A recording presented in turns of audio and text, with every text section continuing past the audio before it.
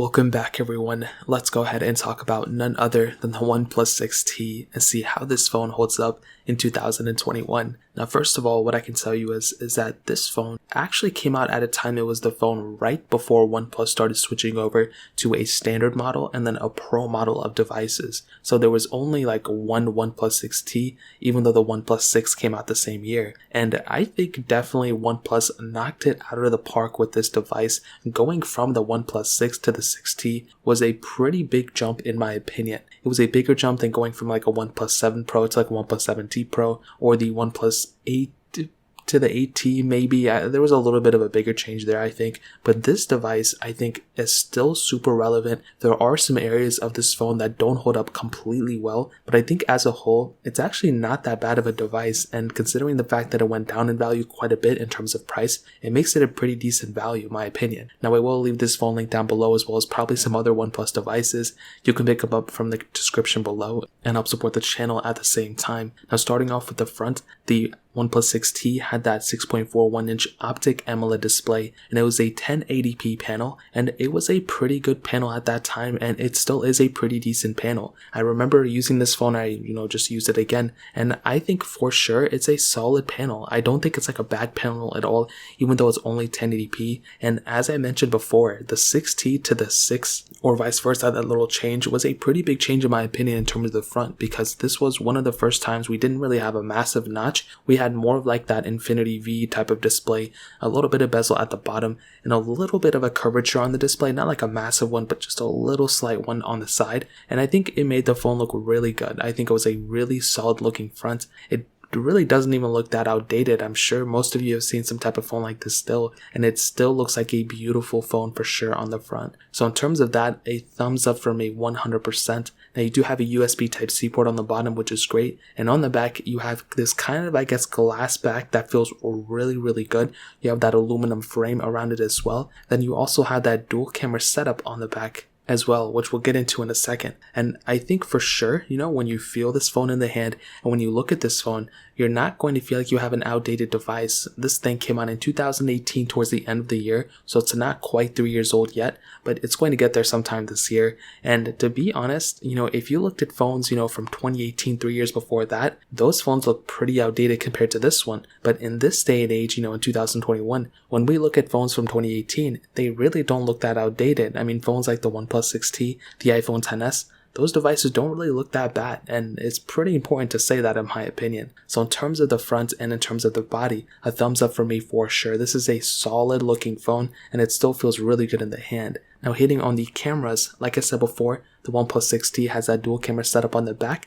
a 16 megapixel wide angle lens, and then another 20 megapixel wide angle lens as well, which is very weird. I thought this thing had an ultra wide sensor, but I guess not. And this is pretty much what I'll tell you about this camera setup on the back. It's not a bad camera, and I think throughout the years it's actually been pretty good. You have 4K at 60, which is great. The UI is kind of stock, which is pretty cool. You have a couple of features built in, which is nice, but it definitely, I don't think it's like the best camera of that year. And I do think phones like the Samsung Galaxy S9 of that year, or probably the S9 Plus is a better contender to this, or a phone like the iPhone XS of that year probably has a better camera setup in this specific case. I think the bigger problem is the front camera, only 16 megapixels, which is a large amount, but only 1080p at 30. I think that is a bigger differentiating factor than the back camera, and it is kind of strange that from that point on, OnePlus is still sticking with that 1080p sensor on the front. That has to be the biggest downside of these type of devices. I don't know what they do. I don't know why they try to focus on the back camera that much. A lot of people I know, like me for example, I use the front camera more than the back camera more often, and that's kind of annoying that OnePlus doesn't want to focus on that front camera that much. So there's nothing we can do about it, but I really do think the back camera of this thing isn't that bad, but I really do wish it had a better front facing camera. But like I said, we can't go back in time and fix it. So in terms of the camera setup, I think it's a good camera for sure. And if you want to pick it up, I'd say go for it. It's probably a solid contender even still in 2021. And moving on to, as I said before, one of the best things about this phone, which is 100% in my opinion, the software and maybe even the battery life in this specific case. Now, software-wise, this thing started off with Android 9.0. It did get Android 11. I am unsure if it's going to be getting Android 12. I would probably say it is going to, but we're still so early on into the lifespan that it will probably end up getting it in my opinion. But This software is so good. Oxygen OS, as I mentioned time and time again, I've been saying it for years now, it is one of my favorite versions of Android, and I think it is my favorite version of Android. It is better than stock Android as of right now. You get a ton of features built in, which is nice. It's not perfect. Android 11 was a little bit of a hit for OnePlus, and there have been so many things being said about the internal teams of OnePlus that there's like some weird changes happening or whatever the case is. I guess we'll see what happens. I just hope and pray that they don't change their software. If they start putting in like Xiaomi or like Samsung type of software on their devices, as it's kind of looking like, it's going to ruin everything that OnePlus kind of has going for it, in my opinion. To be honest, that is like the main thing people want from OnePlus is their software. Their hardware, I guess, is okay, like their phones feel good and everything, but their software is the main reason why people want to pick up these phones, and I think that is the best thing about this device, 100% for sure. Now there's also roots and custom ROMs available for the OnePlus 6Ts as well, so as long as there's third-party developers, continuing to support these devices, then this phone is pretty much going to last as long as those third-party supporters are going to keep pretty much supporting this phone. So as I mentioned before, that is another humongous, plus side to owning a OnePlus 6T. But on the other side as well, this thing has a 3700 mAh battery inside of it. And these are the best things about this phone. I have to be honest, if I were to, go and pick up this phone right now, it would 100% be because of the software and the battery. It is a solid size battery at 3700 mAh.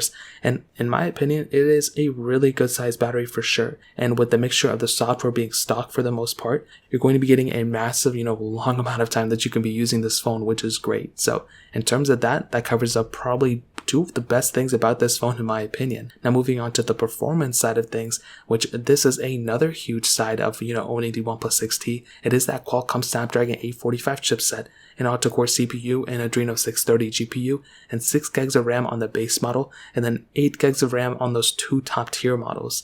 And I can definitely tell you, as you probably would have guessed it, this phone is still a very good performing phone for sure. It's not slow at all. Really, anything I ever did with it, it handled everything perfectly fine. I didn't really have too many complaints. And again, when you use a phone like this, you don't want it to just, not be able to handle everything you throw at it. You don't want it to be just like good for now, and then like a year later it's going to be already outdated. It's going to not be able to perform well. As I mentioned before, owning a phone like this is going to help you out in the long run for sure because of the software in and of itself, but having the hardware capability like this phone has is great too. Now the bottom tier model with 6 gigs of RAM, I think it's pretty much on par with something maybe like a Pixel 5, maybe like a Pixel 4a to a Pixel 5, and that's not a bad thing. That's actually a pretty good thing, considering this phone is already pretty much 3 years old at this point. Now anything I did with this phone was perfectly fine. The performance was great. I didn't really feel like I was, running into any issues for the most part. I think the biggest, not problem, but the thing that differentiates maybe this phone to something like the OnePlus 8 or something like that would be the lack of like that 90 hertz or 120 hertz depending on the model. I feel like those type of things definitely actually help overall with the smoothness of the device and making the phone feel more kind of smooth in a way. But other than that, gameplay wise, if you're trying to play a bunch of heavy intensive games, if your workflow is really huge and you depend on your phone a lot, you're going to be getting an overall really good performance from the OnePlus 6T. And as I mentioned before, if you pick up this phone, it's a no-brainer. You're going to still be getting pretty decent performance for sure. So in terms of that pretty much covers up the performance of this device. Now to kind of sum up this video and to answer the question, should you go and buy a OnePlus 6T in 2021? Well, this is pretty much what I'll tell you. I think the OnePlus 6T is pretty much still worth it in 2021 for pretty much everyone out there. It is a solid phone for sure. There's really not that much to hate on it. You know what I mean? If you even tried, there's really not that much to hate on it. You have a beautiful front screen for the most part. Yeah, there's no 120 hertz or anything, but you do get pretty much no bezel on it. You have a little bit of a notch up top, but it's totally okay. So, the Infinity V, whatever, OnePlus calls it. You have the fingerprint sensor in the display. You have a premium feeling phone for sure. It does not feel cheap, and it's a pretty good sized phone too. And that's another pretty big thing about it. As I said, feeling in the phone is really nice.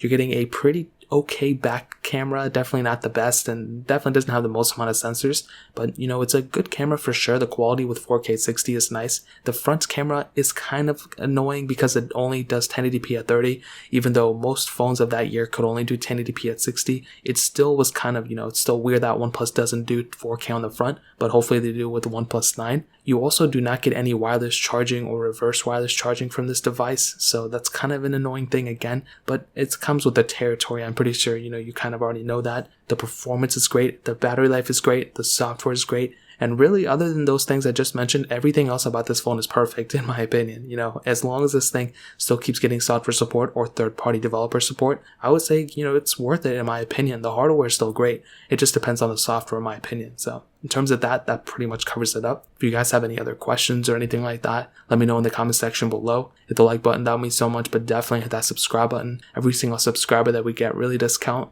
So it means so much if you guys can hit that. Also check out the other links down in the description as well. My Twitter, my Instagram, my other channels. More importantly than everything else, I love every single one of you guys. Hopefully I'll catch you guys in the next video. Peace out till then.